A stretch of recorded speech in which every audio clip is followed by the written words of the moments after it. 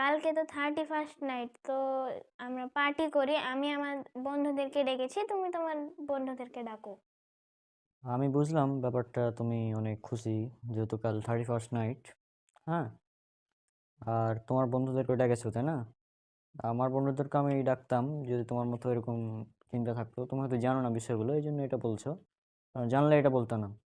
31st night, তারপর happy new year, এগুলো হচ্ছে প্যাগান যারা মানে বিভিন্ন দেবদেবীর পূজা করে, ওদের এটা উৎসব। আর ওদের থেকে উৎসবটা ধার করে নিয়ে গেছে খ্রিস্টানরা। এখন বেশিরভাগ খ্রিস্টানরা এটা পালন করে। হুম আর এর মূল কথা হচ্ছে এই 31st নাইট বা হ্যাপি নিউ ইয়ার এগুলো বিজাতীয় সংস্কৃতি, মানে অমুসলিমদের কালচার। কখনো মুসলিমদের এরকমই নাই। কিন্তু সবাই তো করে। হ্যাঁ, সবাই তো করে। এখন এটা হচ্ছে মূল, সবাই তো করে, তাহলে আমরা করব, মানে সবাই যা করে সেটা আমরা করব। বিষয়টা এমন হয়ে গেছে না? আল্লাহ বলছেন পবিত্র কোরআনে, এটা হচ্ছে সূরা আনাম, সূরা নম্বর 6, আয়াত নম্বর 116-তে। আমি জাস্ট আয়াতটা বের করছি। হ্যাঁ, সূরা আনাম সূরা নম্বর 6 আয়াত নম্বর 116-তে মেবি। হ্যাঁ, হয়ে গেছে আয়াতটা, আমি জাস্ট তোমাকে পড়ে শোনাচ্ছি। আর যদি তুমি যারা জমিনে আছে তাদের অধিকাংশের আনুগত্য করো, মানে অনুসরণ করো, তবে তারা তোমাকে আল্লাহর পথ থেকে বিচ্যুত করবে। তারা শুধু ধারণারই অনুসরণ করে এবং তারা শুধু অনুমানই করে। অর্থাৎ অধিকাংশ মানুষ ভুল পথে রয়েছে, এটা হচ্ছে মেন কথা। হ্যাঁ, এখন যেহেতু অধিকাংশ মানুষই ভুল পথে রয়েছে, আমি যদি অধিকাংশ মানুষের মতো মানে অনুসরণ করি, তাহলে তো এটা ঠিক না, তাই না? হ্যাঁ, আর এটা যেহেতু বিজাতীয় অপসংস্কৃতি, মানে যারা অমুসলিম, তো এই ব্যাপারে একটা হাদিস আছে, রাসূল সাল্লাল্লাহু আলাইহি সাল্লাম বলছেন, সুনান আবু দাউদ, হাদিস নাম্বার 4031। তো এখানে হাদিসটা এভাবে আছে যে, ইবনু উমর রাদিয়াল্লাহু আনহু সূত্রে বর্ণিত, তিনি বলেন, রাসূলুল্লাহ সাল্লাল্লাহু আলাইহি সাল্লাম বলেছেন, যে ব্যক্তি বিজাতির সাদৃশ্য অবলম্বন করে সে তাদের দলভুক্ত গণ্য হবে। এখন বিজাতি সাদৃশ্য অবলম্বন করে যদি তাদের অন্তর্ভুক্ত হও, আর আমরা যেহেতু মুসলিম, আর আমাদের বিশ্বাস অনুযায়ী কি মুসলিম বাদে সবাই জাহান্নামে যাবে। হ্যাঁ, যারা কাফের অমুসলিম তারা সবাই জাহান্নামী। তো সেই হিসেবে যদি জাহান্নামীদের অনুসরণ করি, তাহলে কি অবস্থা হবে তুমি একবার চিন্তা করো শুধু।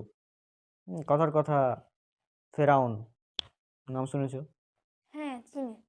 এখন ফেরাউন, তোমার কিয়ামতে যদি তুমি দেখো যে তোমার পাশে ফেরাউন, তারপর এক পাশে নমরুদ দাঁড়িয়ে আছে, তুমি কি তাদের সঙ্গে জাহান্নামে যেতে চাও?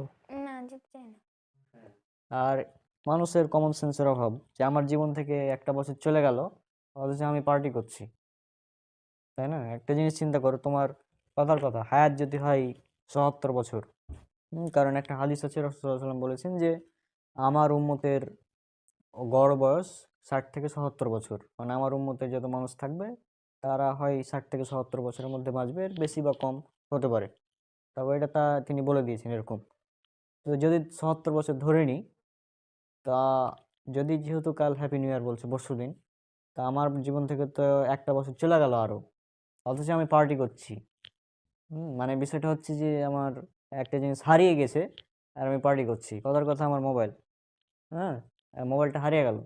এখন তুমি বলছো যে ভাইয়া তোমার মোবাইল হারিয়ে গেছে, তো এখন পার্টি করি। হ্যাঁ, ব্যাপারটা ফানি হয়ে যাবে না? মোবাইল হারিয়ে গেছে পার্টি করি, এটা যদি বলি আর কি অবস্থা হবে? কিন্তু সব থেকে দামি জিনিস যেটা জীবন, জীবন থেকে একটা বছর চলে গেল আর আমি পার্টি করছি। আজীব ব্যাপার না? হুম। যেহেতু এটা অমুসলিমদের কালচার, অমুসলিমদের নিয়ম রীতি, তো আমাদের সেদিকে না যায় ভালো। হ্যাঁ, আশা করছি বিষয়টা তুমি বুঝতে পেরেছো যে 31st নাইট এটা সম্পূর্ণ অমুসলিমদের সিস্টেম, আমাদের এখানে যাওয়ার কোনো প্রয়োজন নেই। তো আমাদের বয়স, জীবন থেকে একটা বছর চলে গেছে, আমরা সর্বোচ্চ যেটা করতে পারি যে নতুন বছরটা আমরা ভালো কাজ দিয়ে সাজাতে পারি। নতুন একটা বছর আসছে, সে বছরটা আমরা বেশি বেশি ইবাদত করব, সঠিক ইবাদত করব। বেশি ইবাদত করলে কিন্তু হবে না, সঠিক ইবাদত করতে হবে, কোরআন সুন্নাহ ভিত্তিক। তো এইগুলো আমরা করতে পারি।